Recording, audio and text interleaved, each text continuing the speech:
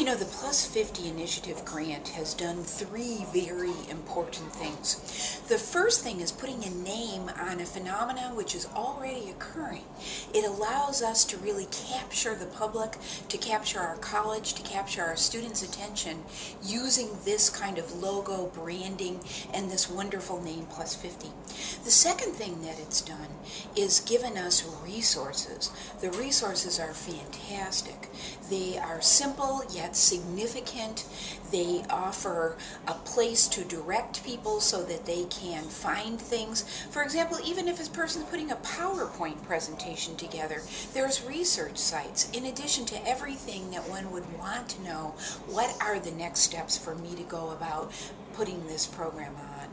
And the third thing I think is the most important thing, even though the other two I've just described as so important, which is funding. The funding allows us to be able to implement these very special interventions, examples, and programs in order to deliver these to the students who most importantly need it and expect it and demand it.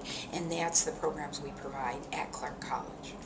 Well, I guess it's made people think about education never stops, that it's always part of people's lives, and that there's always new things that they can do. They never stop learning. They can always have new opportunities.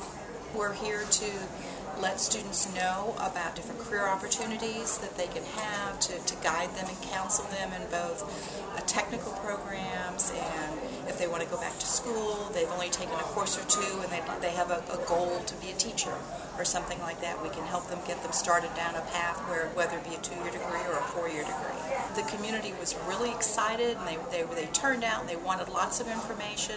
But what we found was really the most successful with the community is when they got a chance to come to the small open houses.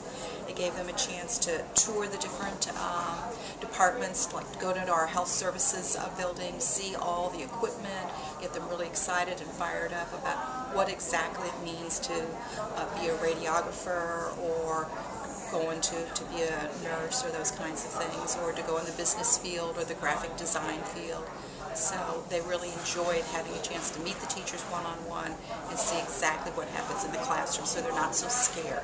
They feel that they can do the work and they can fit in, and they've got life experience that they'll bring to these classes too. It's a nice little lovely rural community made up primarily of retirees, but they wanted to connect in their community. They wanted to bring together the services that they want and they need. They want to highlight the different skills. It's a very artistic community. There's a lot of artists in the community. There's a lot of retired professors from the university that live in the community. So they're bringing together all these skills. They're sharing with people. They have a new community garden where they're going to work with the elementary school to help them, for the adults, to teach the children about raising food and eating more healthfully, and then doing things for themselves to make their lives more healthy as well. So.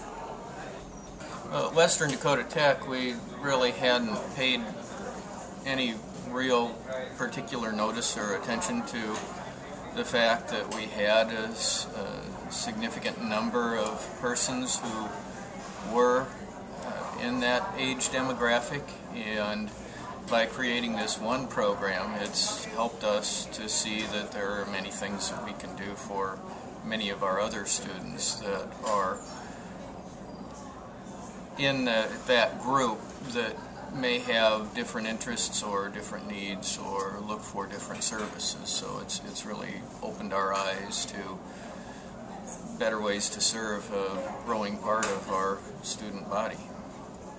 It has helped us in areas such as considering both the physical aspects, the accessibility, the timing of the classes, the support services that are offered, those items in kind of the getting to class category. And then in the actual learning process, we have begun to be more active in our engaging the Plus 50 student in things such as being a mentor to a younger student, or the instructors are learning that the plus 50 are sometimes a good resource in their own class, I think. So it's definitely helped in that way for us to make the improvements throughout the programs at the school. One of the things that I find to be a wonderful benefit of the Plus 50 Ages Learning Grant is the fact that not only does it benefit our students of varying ages, but it's also a great way to build partnerships and relationships and resources across the country. So it's really gained this wonderful momentum and become a national movement, more or less, in serving that plus 50 population. I'm really proud to be a part of it. I think the college in particular has been helped by the grant in that they're giving a little bit more focus now to some of our adult learners. Not that they hadn't before, but I think it's really pushed it more to the forefront in terms of setting goals for increasing the population on both credit and non-credit for the college. And I think that also maybe some more consideration is given in terms of developing more areas of interest for our baby boomer generation and creating partnerships that can be, as a teacher I've always loved working with diverse age groups in the classroom. I see a huge benefit in that, and I think that it's kind of becoming more the norm where people are seeing that now. And I also have observed that our students are becoming much more empowered.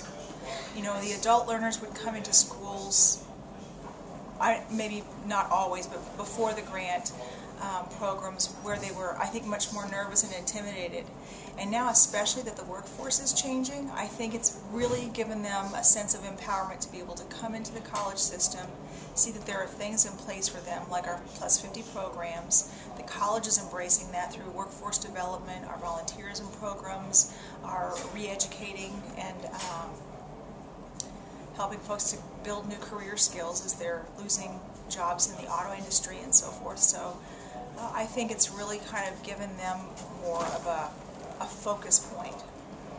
The Plus 50 initiative has helped our college be more aware of a whole segment of students who in the past we may not have paid as much attention to. Now we are able to provide for the needs of students by having a single point of contact. We've provided more flexible and diverse offerings for students, that we offer continuing education classes as well as short-term job skills training programs that provide some kind of credential or certificate of completion, as well as sharing the many opportunities available in our professional technical programs. We've tried to make changes in the way we do things at our college by looking at our registration, advising, counseling activities. We have decided to have some classes specially designed for those who are plus 50. We also know that we must integrate our plus 50 students into our other regular classes, but we try to work with our faculty so that they are aware that you don't work with plus 50 adults the same way that you do with students just graduating from high school. So we are more aware of those most effective ways to provide instructional programming. Well, I think we have, a general awareness of the growing population of baby boomers. Our college has always been out of service to this population, but when we examined our data internally, we found that we were about 20% of our enrollments were people of plus 50. And we thought, this has happened with minimal effort. What would happen if we really focused on this population that is growing? The thing that we're engaged in right now is creating what we're calling a front door, so that people that have not participated at the college before will feel welcomed and that they have a focused contact. So if they have questions. And I think that our publications are communicating that they are welcome and that there are many people there already of their same age and interests. You know, I think nationwide we have found a lot of dislocation of jobs, and the mission of our technical college has always been to assist people, particularly in entry-level positions. And so what we are finding is that with an increase in people being dislocated and probably being 50, still have 10, 15 years that they would like to maintain their lifestyle, or they have a need to work. And so their job perhaps has gone away because their skills are not current, particularly in the manufacturing industries. So our college has very easy access to upgrading the skills. We have what we call a manufacturing hall, whereby it is all modularized and individualized training, so people can access it at whatever level they feel they need, and on a very, very flexible schedule. The Plus 50 program helped our college by integrating Plus 50 students and traditional students into the same classroom. I learned that Plus 50 students can be a great resource for the classroom in general. That you need specific advising for the Plus 50 students, and the reason for that being that they have very unique requirements that other students don't have. And another thing that I learned is that you have to be flexible because the need of a Plus 50 can change very quickly depending on the circumstances, whether economic circumstances or just local changes that might take place.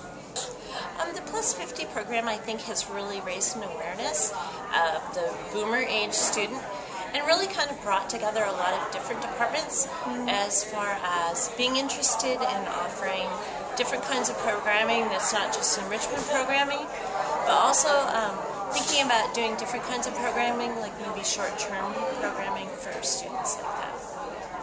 We're doing the educational or the life transition programs, employment, basically networking programs, how people should go look for jobs after they haven't looked for them for a while. And we're also offering a lot of short-term job training programs to get people that are displaced back in the workforce. I think that the Plus 50 helps raise awareness that all students are not 18 to 25 at the community colleges.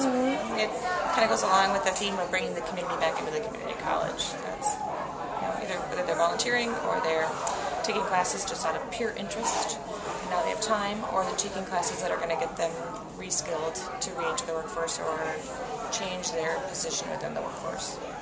We have all three elements of the rehired, rewired, re-inspired. We have classes, short-term training classes for folks to get training to either enhance their career or change their career at this point in life. We also have a ton of enrichment classes, so people can take classes on languages or arts or fitness, things that they've never tried in their lifetime before. The other thing we do is we have a pretty significant volunteer we have a volunteer coordinator, and they have volunteer stations on campus, and they're doing volunteer placement out in the community. That arm is growing. But it's raising that awareness that you can gain skills and have some enrichment by volunteering added to your life. So that's been a very exciting difference. This grant really helped launch that for us. We kind of dabbled with it before, and now we've kind of made it more of a permanent part of what Century does. So I think we have like 6 stations on campus where people can come in and volunteer. They can help read with ESL students. They can volunteer for special events on campus. They can do different things that help in a specific department that they're interested in. So it's been a good thing. It's been a very good thing, and I think a lot of the Plus 50 community members are curious. They're asking questions. It's definitely raising awareness. So man and woman power, the volunteers provide, the hours they provide doing different tasks are a great savings to the college, and they're great ambassadors for the college. They'll say, oh, I was at Century for this event, you should go next time they offer it, or you should be aware they have X, Y, or Z. You know, right now we're doing Shakespeare in the Park. We have a play that's outside, and we have community members that come and they help just people kind of usher them around and things like that. So they're good advocates, good ambassadors.